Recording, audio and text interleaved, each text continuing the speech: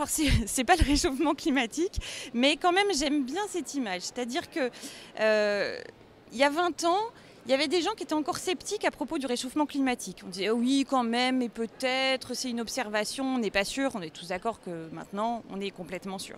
Et ben dans les Mickey c'est un peu la même chose. Il y a jusqu'à 5-10 ans, on voyait qu'il se passe des choses avec l'environnement, puis on disait bon c'est pareil, on observe mais il faut voir, il faut le démontrer.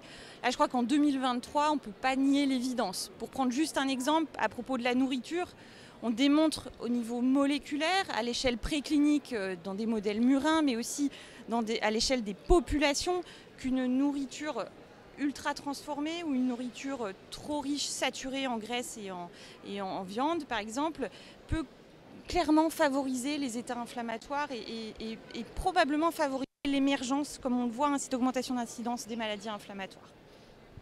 Donc là, on a quand même un bon rationnel en ce qui concerne les Mickey comme maladie environnementale. Oui, bien sûr. Alors là, j'ai parlé de l'alimentation pour donner un exemple, hein, mais il y a pas mal de pistes.